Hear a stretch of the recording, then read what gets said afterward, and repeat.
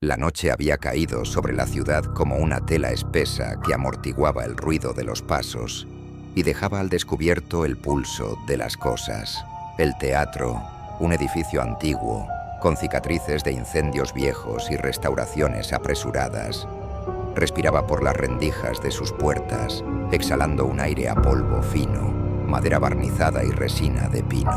Afuera, una fila de luces amarillas marcaba la acera como una partitura mínima. Adentro, la penumbra hacía que cada pasillo pareciera un pasaje secreto, cada lámpara un ojo que parpadeaba tarde. Esa era la casa del sonido. Y esa noche, a diferencia de tantas, el sonido parecía reservarse para sí un secreto. La violinista había llegado temprano. No saludaría a nadie en los camerinos, salvo con el gesto rápido de quien teme que el contacto altere el equilibrio de sus manos. En el bolsillo interior del abrigo llevaba una carta doblada en 4, vieja, con marcas de humedad y tinta corrido en algunas palabras.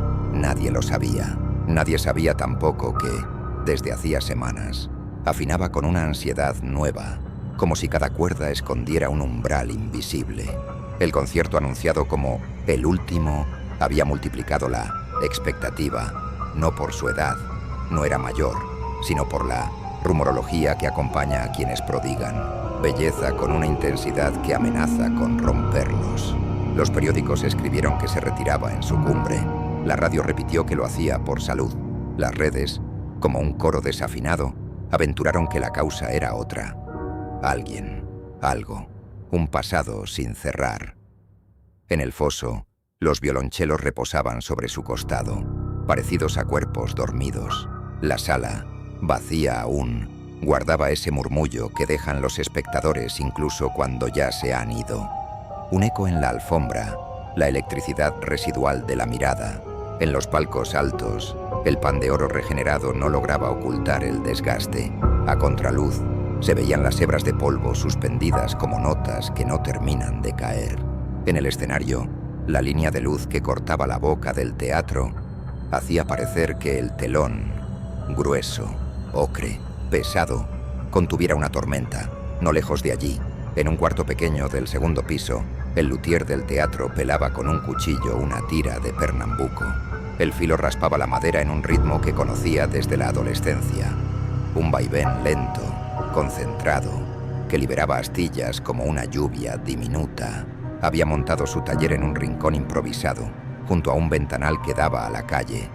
Sobre la mesa, una constelación de herramientas y, al centro, un arco desmontado. El luthier escuchaba el teatro como quien escucha a un animal grande en la habitación contigua. Aprendió a distinguir si un paso pertenecía a un contrabajista o a un tramoyista, si el golpe de una puerta era de camerino o del muelle. Aquella tarde, juraría, algo había cambiado en el patrón del edificio, como cuando una cuerda nueva introduce una tensión inesperada en todo el instrumento. Lo sintió primero en la escalera, un frío que no venía del clima, sino del concreto. La regidora, una mujer delgada, de voz siempre en susurro, con un cuaderno donde todo se anota, recorría los pasillos marcando con cinta las señales para los técnicos. Era conocida por su precisión obsesiva y por un supersticioso rechazo a las flores en el escenario. Las flores atraen ausencia, decía. Cuando vio a la violinista entrar sin mirar a nadie, hizo un gesto mínimo al tramoyista que siempre estaba cerca. Un hombre de manos enormes y rostro bondadoso que había aprendido a moverse sin hacer ruido. El gesto significaba, déjala. Sabían todos que en ciertos artistas la concentración es una forma de exilio temporal. Insistir en romperlo podía ser un sacrilegio operativo. En el foyer, un hombre con gabardina miraba hacia la sala vacía como si pudiera ver, a través de la oscuridad, la forma de lo que iba a ocurrir más tarde. Tenía la costumbre de visitar teatros en ciudades donde no vivía.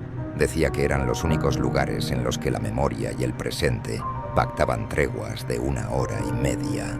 No venía por la violinista, venía porque los teatros, según él, tenían la cortesía de conservar los rumores viejos. Aquella noche, sin embargo, Había comprado la entrada con un impulso que no supo explicarse. Le gustaba ese gesto de ignorancia. Sentarse en una butaca, apagar el teléfono, dejar que otra mente tomara el mando de la respiración. No sabía que acabaría siendo testigo de un silencio que nadie había previsto.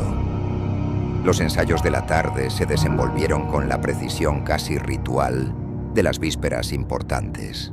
La concertino afinó con la orquesta, la trompa desafinó 2 veces, el percusionista cambió de baquetas en el último momento. El director, un hombre que había aprendido a sostener la autoridad en el ángulo de sus hombros, marcó el primer movimiento con una economía de gesto que dejaba claro que no harían concesiones a la emoción fácil. La violinista no apareció en el escenario. Era normal. Muchos solistas preferían reservar su energía. «Vendrá a prueba de sonido», dijo alguien. «Siempre lo hace». Un técnico encendió el foco cenital que marcaba su lugar. El halo de luz cayó sobre el vacío. En el camerino de la violinista, la lámpara del espejo dejaba al descubierto un rosario de imperfecciones en la pared. Pequeñas oquedades que parecían ojos mirando sin pestañear. Sobre la mesa, una caja negra de tamaño preciso esperaba abierta. Dentro, el instrumento descansaba con la solemnidad de los objetos que desplazaron a la persona que los toca. La madera, barnizada con ese color que en ciertos ángulos parece ámbar, en otros sangre antigua, reflejaba la lámpara como un sol rojo. El arco, en cambio, estaba sobre una toalla blanca, como si hubiera sido operado. Hubo pasos en el pasillo, un murmullo, la risa breve de alguien al teléfono. La puerta no se abrió. El rumor de que era el último concierto recorrió los palcos como una corriente. Algunos espectadores, más devotos que informados, hablaban de maldiciones que caen sobre quienes tocan ciertas cadencias en determinadas salas. Un hombre mayor, que llevaba décadas asistiendo a todos los estrenos, explicó en voz baja que ese teatro había sido construido con materiales de un convento derribado, lo que explicaría las voces que a veces se filtraban de noche entre las varas del telar. «Paparruchas», dijo su acompañante, pero se arropó con el abrigo como si el frío estuviera en las palabras. Cuando faltaban 40 minutos para que se abrieran las puertas al público, la regidora pidió prueba de sonido del solista. Un asistente tocó con los nudillos la puerta del camerino. 3 golpes, breve silencio, 2 golpes, la clave de la casa, y nadie contestó. El asistente miró por la ventanilla rectangular de vidrio esmerilado. Solo vio la lámpara encendida, el borde de la mesa, una sombra vertical que podía ser el respaldo de la silla. Giró el pomo, cerrado. No era extraño. Muchos artistas cerraban. Repitió la clave. Nada. En el segundo piso, el luthier dejó el cuchillo, tomó el arco a medio ensamblar y, por un motivo que no supo nombrar, lo probó en el aire como si pudiera dibujar con él una línea audible. El cabello, aún sin tensar, no cantó. Sin embargo, el luthier juraría más tarde que escuchó, muy lejos o muy adentro, la vibración de una cuerda afinada al límite, la clase de vibración que hace que una copa tiemble en la mesa sin que nadie la toque. El director pidió que llamaran de nuevo a la violinista. Esta vez fue la regidora.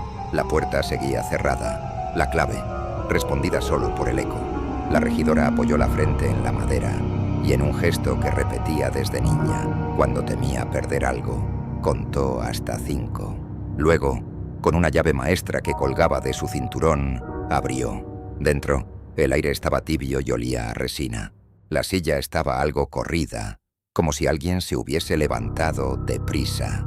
Sobre el espejo, un rastro tenue de vaho dibujaba un semicírculo, como la estela de una respiración contenida. El estuche del violín, vacío.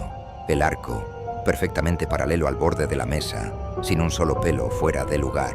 La regidora pronunció el nombre de la violinista una vez, sin elevar la voz, con un respeto involuntario. Nadie contestó. En la sala, el público comenzaba a entrar con ese murmullo de mar cercano. El hombre de la gabardina eligió una butaca lateral, desde la que veía, ligeramente, el foso y el brazo izquierdo del director cuando subiera. Miraba no hacia el escenario, sino hacia el pasillo que conducía a los camerinos, como si intuyera que la noche, en realidad, iba a tocarse desde allí. Había aprendido a leer las noches por sus preámbulos.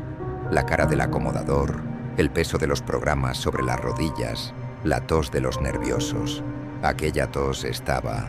sí, pero en ella había algo que parecía más un ensayo de excusa que una necesidad fisiológica. En el reloj de la torre, invisible desde la platea pero audible en todos los rincones del teatro, las manecillas avanzaron hacia la hora. El mecanismo, restaurado recientemente, dejó oír su engranaje como una caja torácica que se abre y se cierra con disciplina. La hora exacta en que debía sonar el primer acorde se acercó como una marejada. La orquesta tomó posiciones. El director apareció, hubo aplausos, pero contenían un borde de expectación ansiosa. El director inclinó la cabeza, levantó la batuta y en ese instante, en la línea de luces laterales, ocurrió algo mínimo. Una sombra se movió donde no debía haber nadie. Solo la vieron aquellos que, por costumbre o por azar, no miraban al centro sino a los márgenes. Fue un movimiento tan leve que pudo ser un error de percepción. Pero la percepción, como la música, rara vez se equivoca en aquello que ha ensayado toda la vida. El primer acorde no llegó. El director, con la batuta suspendida, miró hacia el punto donde debía estar la solista. El foco cenital iluminó un vacío exacto. La regidora, desde la concha, hizo una señal que solo el director entendió. Un dedo horizontal sobre los labios, otro hacia el pasillo. El director bajó la batuta sin tocar el aire. Dijo unas palabras que no se oyeron. La orquesta, como si respondiera a un código secreto, apoyó instrumentos. Alguien en el público aplaudió por error. Los demás lo miraron con una severidad que hizo que el aplauso se deshiciera en el tejido del silencio. La regidora llamó a seguridad. 2 personas recorrieron el pasillo hasta el camerino de la violinista como quien camina hacia un rumor, no hacia un lugar. El camerino estaba igual que unos minutos antes. Sobre la mesa, el arco, la toalla blanca. En el suelo, junto a la pata de la silla, un objeto pequeño que nadie había visto al entrar. Un afinador de pinza, abierto, con la luz verde fija, como si la nota la sostuviera un cuerpo invisible. Uno de seguridad lo tomó y por alguna razón lo apagó con una brusquedad casi culposa. En el 5º piso del edificio de enfrente, una ventana seguía encendida. Detrás, una mujer mayor cosía a máquina con una precisión que la dejaba ajena al mundo. De pronto miró hacia el teatro, como si alguien hubiera pronunciado su nombre desde el otro lado de la calle, y sin comprender por qué, bajó el volumen del televisor. Luego regresó a su costura. Nadie le preguntaría nada. Nadie sabría que aquella noche, en el silencio entre puntada y puntada, creyó escuchar una sola nota sostenida, como una hebra de sonido tensada entre 2 edificios. El luthier llegó al camerino poco después que la seguridad. Tocó con la yema de los dedos el arco, el paño, el borde de la mesa. Miró el interior del estuche. La almohadilla estaba en su sitio, la ranura del cuello sin marcas de presión. Lo que faltaba no era solo el violín, faltaba el calor mínimo que un instrumento conserva durante algunos minutos tras ser tocado. Esa pérdida, para quien vive entre maderas y barnices, es un vacío inequívoco, un hueco en la temperatura del mundo. El luthier sintió, por primera vez en la noche, que estaba dentro de una escena que recordaría durante años, con una precisión que no le traería alivio. En la platea, el murmullo se transformó en incomodidad. El hombre de la gabardina se inclinó hacia el pasillo. No sabía por qué, pero imaginó a la violinista en un lugar donde el sonido no necesitaba instrumentos. Le vino a la mente, absurda y exacta, la imagen de una cuerda que, tensada más allá de su resistencia, vibra sin romperse, como si desafiara la ley para anunciar otra.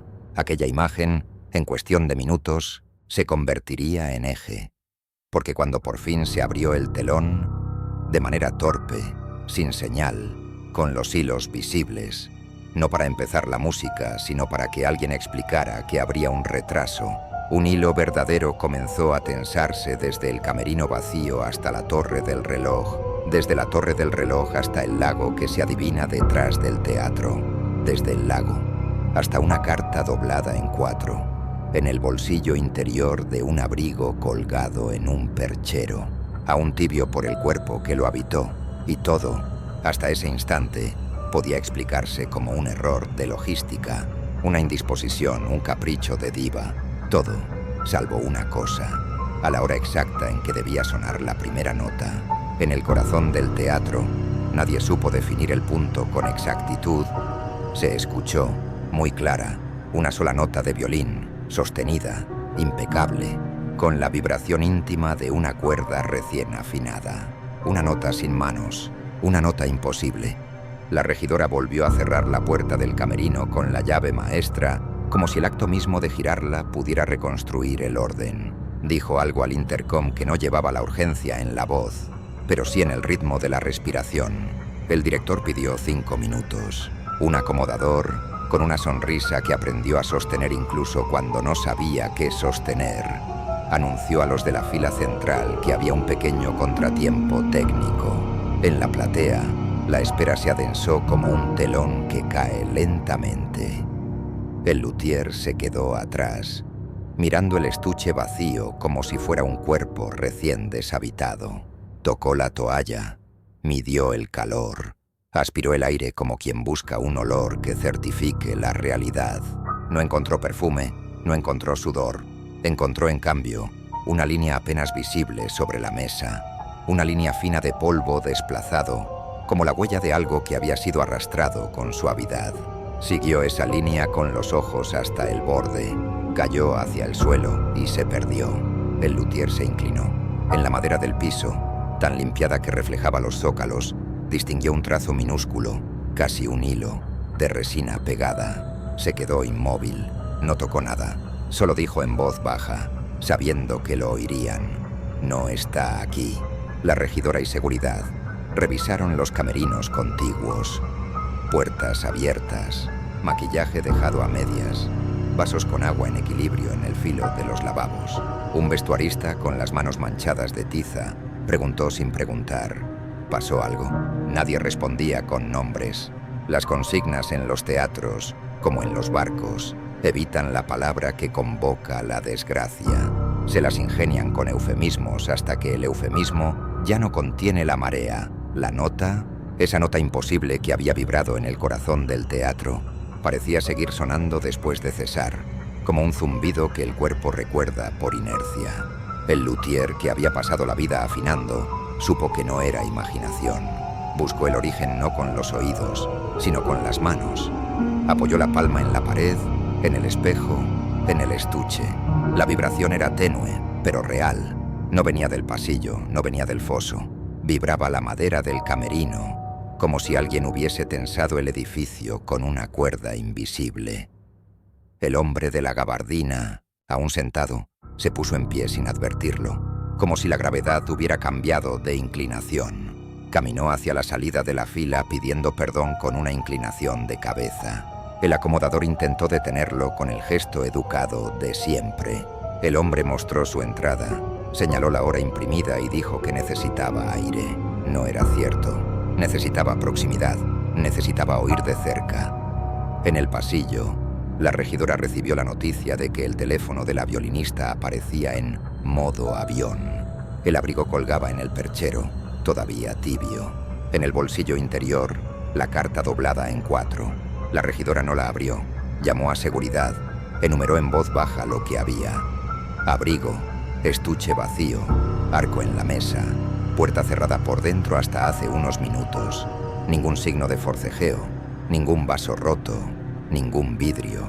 El técnico de luces, que se había acercado con el pretexto de revisar un parpadeo inexistente, susurró: «La vi subiendo por la escalera del norte hace media hora». La escalera del norte conduce a la torre del reloj. Entraron en la escalera como se entra en una garganta, estrecha, de piedra. El eco de sus pasos se multiplicó en escalones irregulares. La vibración, esa vibración apenas, se hacía más precisa con cada vuelta, como si ascendieran por el mástil de un instrumento hacia su clavijero. El luthier iba delante, su mano izquierda rozando la pared, su mano derecha abierta hacia el vacío, tanteando el aire como si pudiera tocar el sonido. La regidora detrás, sosteniendo la carta como si fuera un pájaro vivo que no debe asustarse. A mitad del primer tramo, el hombre de la gabardina los alcanzó sin querer explicarse.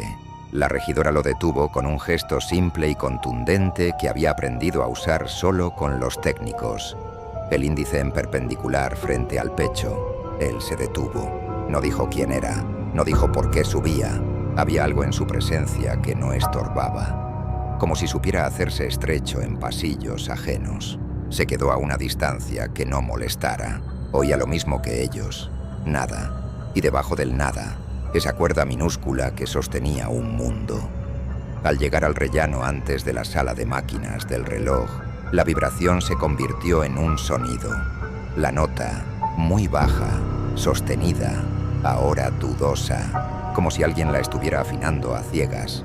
La puerta de la sala de máquinas estaba entreabierta. Un aire más frío escapaba por la grieta. La regidora empujó con suavidad. Al primer gesto, la nota cesó. Lo que vino entonces fue el silencio pesado de los lugares que trabajan incluso cuando nadie los mira. Poleas, contrapesos, la respiración metálica de un mecanismo centenario. El violín estaba allí, no sobre una mesa, no colgado. Estaba de pie, apoyado contra una viga, con la caja apuntando al centro de la sala, el mástil hacia la escalera, como un animal que se ha detenido al ver una luz. No había arco junto a él. Tenía una sola cuerda ligeramente más tensa que las otras, la mi, que aún temblaba. En el puente, una gota oscura, no grande, no teatral. Una gota que a cualquier otro habría parecido barniz. Al luthier no le pareció barniz. Se acercó con la reverencia que se le guarda a los restos. No lo tocó. Se agachó y a la altura del cordal vio algo que la luz de la sala no revelaba desde arriba. Un minúsculo hilo transparente, como el de un cometa de juguete, atado a la cuerda mi, y al otro extremo, perdido entre los engranajes del reloj. Tensado, vibrante. La regidora siguió ese hilo con la vista. Un mecanismo manual permitía dar cuerda al reloj desde allí mismo. No era eléctrico del todo.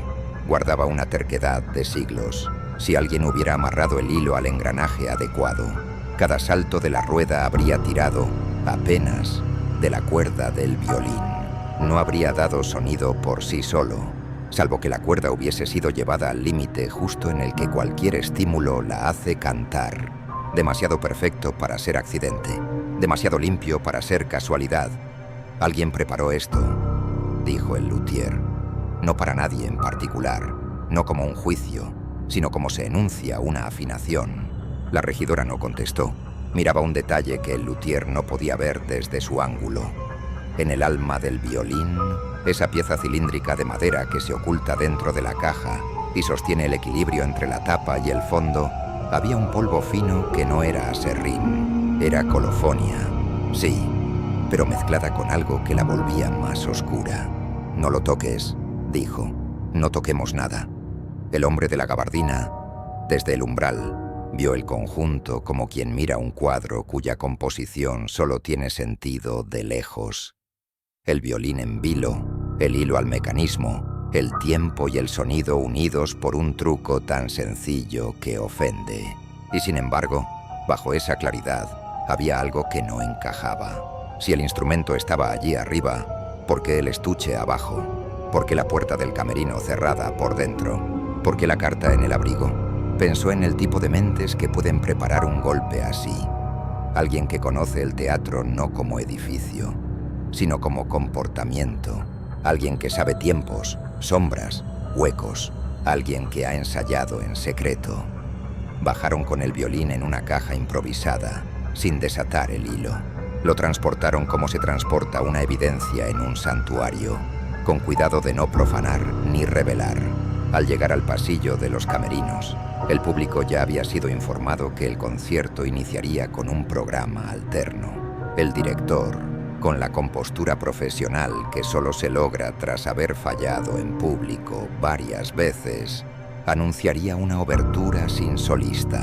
Se aplaudiría en un tono cortés que más parecía compasión. Había, no obstante, una corriente eléctrica en el aire, como si la platea oliera la sangre sin verla. La regidora cerró la puerta del camerino de la violinista. Pidió a todos que se retiraran. Apoyó la espalda en la madera unos segundos, como si así pudiera sostener el interior con el peso de su cuerpo. Luego, sola, abrió la carta. El papel estaba fatigado, las esquinas redondeadas por los años y las relecturas. La letra era antigua, firme, no tenía fecha. Comenzaba con un nombre que conocía, pero que rara vez pronunciaban en voz alta. El maestro con quien la violinista había estudiado antes de irse del país, un hombre que se había retirado sin despedidas una década atrás, rodeado de aprovechados, devoción y rumores. La carta no sonaba a despedida, sonaba a instrucción, a advertencia, a deuda. No alcanzó a terminar de leer. Un grito contenido, no un alarido, sino la inhalación obsturada de quien encuentra lo que no debía, se escuchó desde el final del pasillo. Corrieron. En el suelo, a la altura de la trampilla de servicio que conduce al proscenio, había un objeto que no pertenecía a esa geografía. Una correa de cuero negro con un broche diminuto de plata. Quien la encontró, una corista que había bajado a buscar una horquilla. La sostuvo en el aire con 2 dedos. La regidora la reconoció de inmediato. Había colgado de una muñeca todas las noches, escondida bajo un puño de camisa, siempre la misma. Una pulsera delgada, regalo de alguien que el rumor decía que ya no estaba. La pulsera estaba rota. Tenía, en la cara interior, una inscripción que casi nadie había visto. Una frase breve en italiano, 3 palabras que podían ser promesa o amenaza. El teatro, que hasta ese momento respiraba con dificultad, contuvo el aliento, porque al levantar la vista, junto a la trampilla semicerrada, en el borde de la madera, había una marca semicircular, una huella que uno solo ve si ha vivido entre ropas y calor humano. El cerco de condensación que deja una piel muy caliente al contacto con una superficie fría, todavía húmedo, todavía reciente. La violinista había estado ahí, no hacía mucho, no estaba. En la sala, el director levantó de nuevo la batuta. La obertura comenzó, un tema en modo menor, sobrio, sin solista, con una precisión que dolía. La música, esa vieja aliada contra la evidencia de la muerte, ocupó el aire con una belleza que parecía fuera de lugar. Mientras tanto, en el subsuelo, detrás de la trampilla, en el corredor técnico que cruza como una vena oscura por debajo del escenario, la luz de emergencia parpadeaba en intervalos de 3 segundos. En el segundo parpadeo, algo brilló en el suelo. Una escama de barniz rojo, diminuta, como un pétalo seco. En el cuarto parpadeo, se oyó, muy lejos, el golpe leve de una puerta que se cierra con una delicadeza aprendida. Ese fue el momento exacto en que la desaparición dejó de ser capricho o accidente y se instaló, con la sobriedad de lo inevitable, como un crimen. No había cuerpo, no había sangre. Había un instrumento que tocó solo, un hilo atado al tiempo, una carta que no anunciaba amor, una pulsera rota y un teatro entero convertido, sin permiso, en escenario de otra clase de función. Las horas siguientes no tuvieron forma clara. Se confundieron entre los ecos de la obertura, los pasillos clausurados y las conversaciones a media voz. La regidora pidió cerrar todas las puertas secundarias del teatro y llamar a la policía antes de que alguien saliera. El director, pálido, asintió con una mezcla de alivio y vergüenza. El luthier se quedó sentado en el suelo junto al violín, que descansaba en una caja de utilería, sin atreverse a soltarlo de la vista. El hombre de la gabardina aguardó, sabiendo que los primeros minutos de un misterio son siempre los más mentirosos. La brigada llegó con rapidez discreta. 2 agentes uniformados y una inspectora de civil, de rostro cansado pero mirada que calculaba sin descanso. Se presentó solo como Camila Ortega. Preguntó poco, escuchó mucho. Pidió ver el camerino, la torre del reloj y el subsuelo. Rechazó el café y, sin mirar la hora, anotó en su libreta: sin testigos, sin señales de violencia, desaparición entre 19:40 y 20:0, violín en torre, hilo atado al mecanismo, estuche vacío, carta en abrigo, pulsera rota junto a trampilla.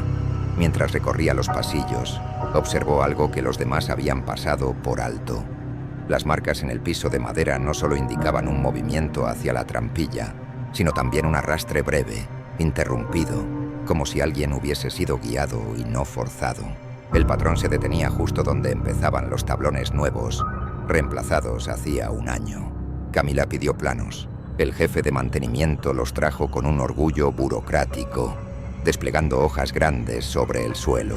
El teatro tenía túneles antiguos, pasadizos que conectaban la sala con el lago posterior, usados en su origen para trasladar escenografía o escapar del fuego. Casi todos estaban tapiados. Casi todos. ¿Quién tenía llaves de acceso al subsuelo?, preguntó Camila. La regidora enumeró 5 nombres, incluyendo el suyo y el del luthier. El director agregó uno más: Eduardo Dávila, tramoyista veterano, ausente esa noche por enfermedad.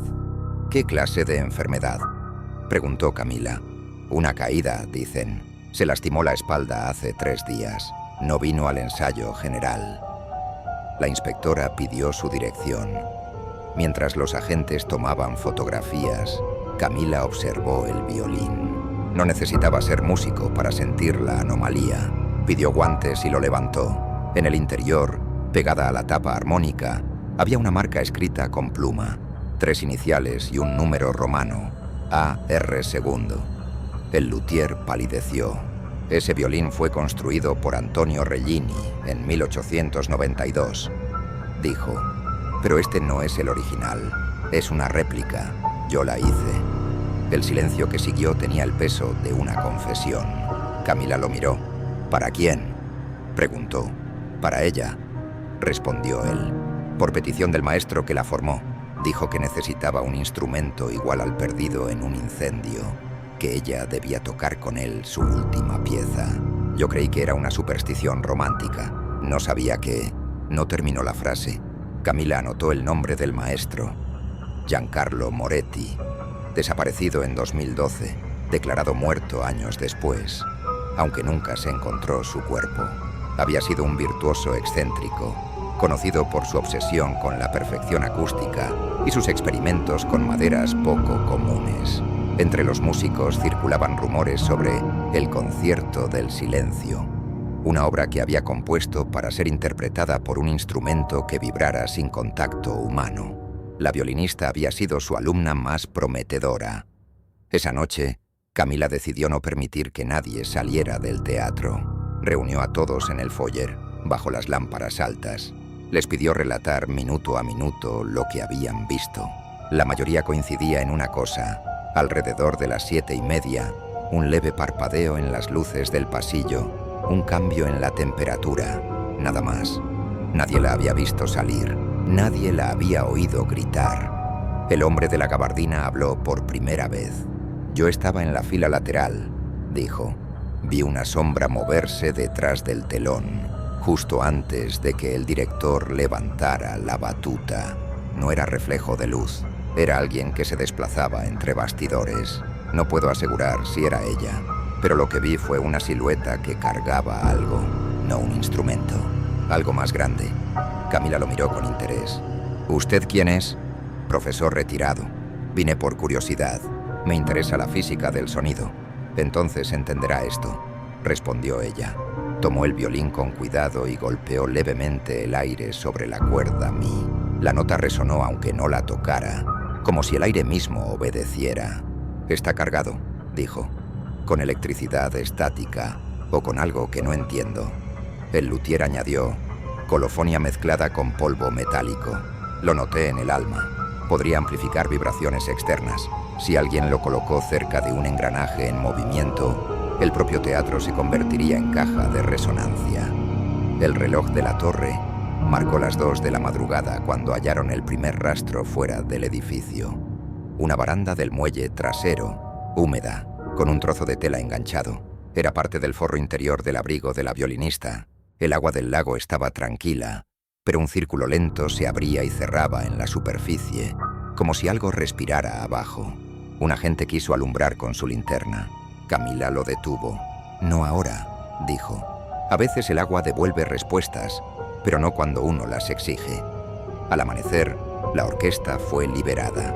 La noticia ya había llegado a los periódicos, aunque distorsionada. Violinista desaparece antes de su último concierto. Algunos insinuaban suicidio, otros secuestro. Camila sabía que no era ninguna de las dos. Nadie que prepara una escena tan precisa busca desaparecer, sino ser escuchado. Por eso regresó sola al teatro cuando todos se habían ido. El silencio matutino era distinto, más puro. El polvo parecía en suspensión exacta, como en una cámara acústica. En el escenario el violín reposaba bajo una lámpara. La inspectora se sentó frente a él y abrió la carta que la regidora había encontrado. Ahora pudo leerla completa. Decía: «Cuando el tiempo deje de medirse en minutos y se mida en vibraciones, sabrás dónde estoy. La música no muere, se traslada. No me busques en el sonido, sino en lo que lo antecede. Si escuchas una sola nota sostenida en la ausencia, será porque he logrado completar el concierto. Firmado, G.M. Camila levantó la vista. El reloj del teatro, visible a través del tragaluz, marcaba las 7:00 en punto. El mecanismo giró una vez más. En el aire, de manera tan tenue que solo alguien con el oído entrenado pudo notarlo, sonó la cuerda mi, un tono puro, largo, como un hilo que atraviesa el tiempo. La inspectora sonrió sin querer. No era miedo lo que sintió. Era la certeza de que la verdad no había desaparecido, solo había cambiado de forma. Afuera, el lago devolvió una ola leve, como si respirara, y así comenzó una investigación que ya no buscaba un cuerpo, sino el eco de una mente capaz de transformar un teatro entero en un instrumento para su última nota. Durante las semanas que siguieron, el teatro permaneció cerrado. Nadie tocó el escenario, nadie afinó un instrumento.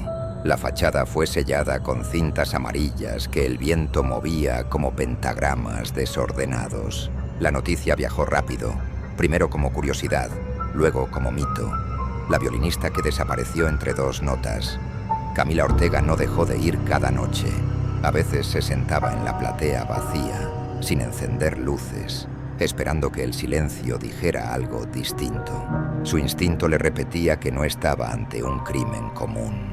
El teatro era parte del plan, una caja acústica que contenía el misterio como una garganta que aún vibra después del grito.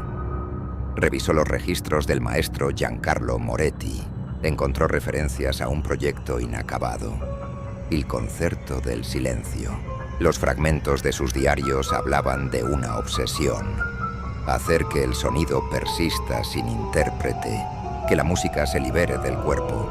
Y en otra página, casi ilegible: solo quien ame la música más que su vida podrá completarlo. Camila pensó en la violinista y comprendió que no había huido. Había seguido instrucciones. El luthier la ayudó a desmontar parte del reloj. Entre los engranajes hallaron pequeñas piezas de cobre adheridas con resina, conductoras de vibración. Era un sistema artesanal, pero brillante.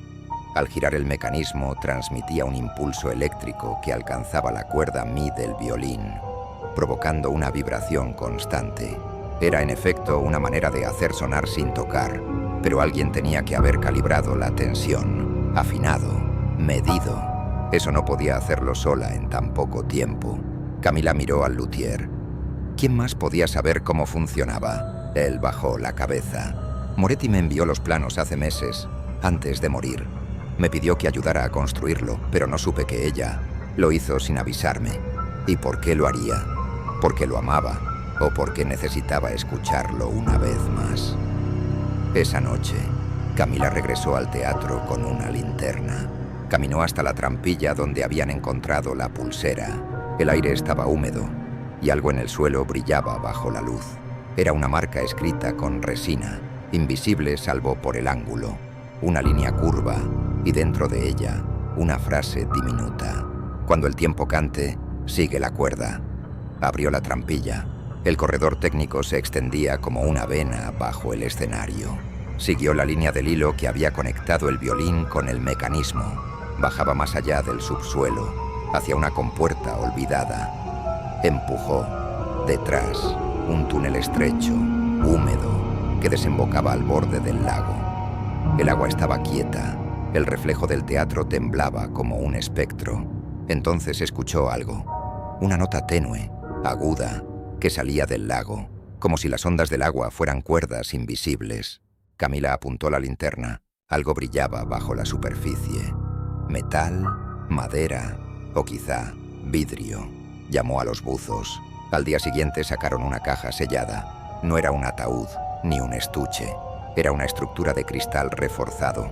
Dentro, un cuerpo en posición serena, vestido con la ropa del concierto. En las manos, un violín idéntico al encontrado en la torre. En los labios, una sonrisa apenas insinuada. Pero había algo imposible. Las cuerdas del instrumento vibraban, muy levemente, sin contacto. El luthier cayó de rodillas al verla. El original, el Relini, ella lo tenía. Lo ocultó todos estos años. Camila entendió. La réplica en la torre había sido el señuelo, la llave para activar el mecanismo. El verdadero instrumento estaba con ella, sellado en su cápsula bajo el agua.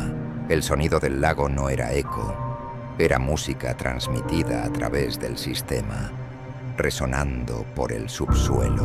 Una sinfonía para un oyente que ya no respiraba. Ordenó sellar el túnel, pero antes de irse, pidió escuchar la grabación de las cámaras de seguridad. En el pasillo norte, la noche del concierto, a las 7:48, apareció una sombra moviéndose hacia la torre. No era la violinista, era el hombre de la gabardina. Lo citaron. Se llamaba Santiago Lema, musicólogo. Dijo haber sido discípulo tardío de Moretti. Solo vine a presenciar el final, aseguró. Camila lo interrogó durante horas. Cada respuesta era medida, casi ensayada, hasta que ella colocó frente a él la carta del maestro. ¿Reconoce la letra? Sí, dijo. Yo la escribí. Camila lo miró fijo. Él estaba enfermo cuando me dictó sus palabras. Quería que ella completara el concierto. Yo solo fui el mensajero. No imaginé que moriría por ello. ¿Y lo imaginó ahora?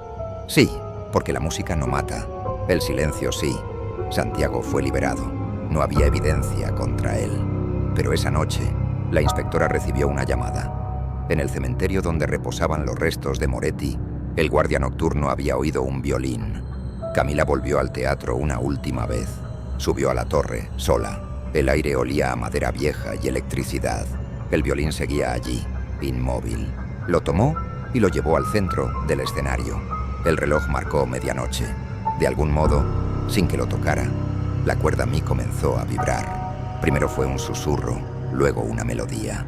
Y en el aire, entre las luces apagadas y las butacas vacías, la voz de la violinista, tenue, transparente, susurró.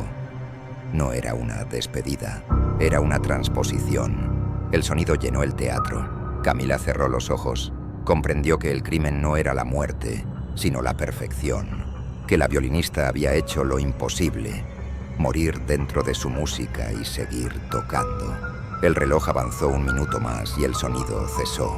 En el silencio posterior, la inspectora sonrió con tristeza, porque en el aire, suspendida como una nota que se niega a caer, seguía latiendo la última vibración de la última nota del violinista.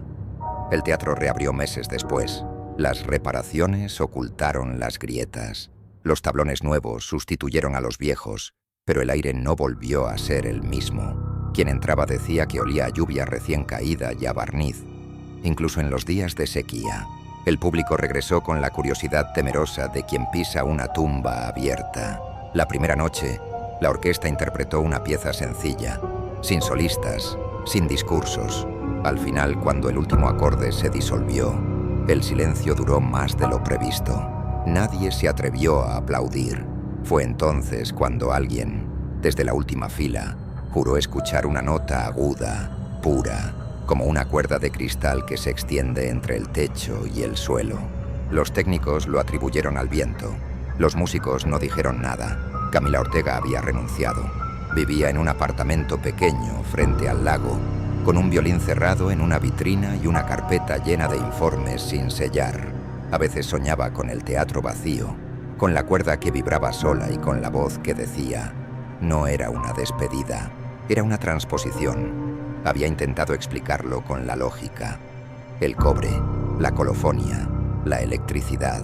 Pero la lógica, en esa historia, era apenas una excusa para que el misterio siguiera respirando. Una tarde, el cartero dejó un sobre sin remitente. Dentro, una partitura manuscrita. No tenía título, solo una indicación al inicio: Adagio per il tempo che canta. Las notas formaban una melodía conocida y, sin embargo, imposible. La misma que había oído aquella noche en la torre, sostenida en la cuerda mi. En la última página, una dedicatoria en letra distinta: para quien aún escucha. Camila fue al teatro al anochecer. Las luces del vestíbulo estaban apagadas, pero la puerta lateral, la que daba al pasillo norte, cedió sin esfuerzo. El escenario seguía oliendo a polvo y resina. Caminó hasta el centro, colocó la partitura en un atril y apoyó el violín de la vitrina sobre el hombro. No sabía tocar, pero bastó con que el arco rozara el aire. La cuerda respondió. Una sola nota, igual que antes, se elevó hasta el domo, reverberando contra los palcos vacíos. El reloj marcó la medianoche. Desde el lago, las ondas comenzaron a brillar como si reflejaran un sol oculto. Las ventanas temblaron. En las paredes del teatro, la vibración antigua volvió a despertar. Camila sintió una corriente subirle por el brazo, el sonido atravesándola, y supo, sin que nadie se lo explicara, que la música había encontrado a su nueva intérprete. El reloj golpeó una vez. La nota cambió de tono. Golpeó 2 veces. La cuerda respondió con otra voz, más profunda. En la tercera campanada, las luces se encendieron solas. En los palcos, nadie, pero las butacas parecían ocupadas por sombras transparentes. En el aire flotaban partículas de polvo que se movían al ritmo del sonido, como si alguien invisible dirigiera la orquesta. Camila no se movió, cerró los ojos, comprendió que la música no necesitaba cuerpos, que lo que había ocurrido aquella noche no fue un asesinato, sino una transferencia. La violinista había hecho de su muerte una forma de perpetuarse. Cada cuerda, cada vibración, era una traducción de su existencia en otro idioma, el del tiempo. Cuando la última nota se deshizo, Camila bajó el arco. La partitura se desmoronó en polvo, como si hubiera terminado de cumplir su propósito. Solo una línea quedó legible en el papel antes de desintegrarse. El silencio también puede ser afinado. La inspectora sonrió, dejó el violín sobre el suelo y se marchó sin mirar atrás. Al salir, el viento soplaba desde el lago y cada ráfaga traía una vibración casi imperceptible, una nota que apenas podía oírse, pero que todos, de algún modo, sentían en el pecho. Esa noche, el reloj del teatro marcó las 12 en punto y, durante un instante, antes de volver al silencio, el aire entero pareció cantar, y así terminó la última nota del violinista. No como un crimen resuelto, sino como una obra completada, donde la muerte no fue el final, sino la nota más pura de la melodía. ¿Qué crees que realmente ocurrió esa noche? Déjalo en los comentarios. Y no olvides suscribirte para descubrir más historias ocultas.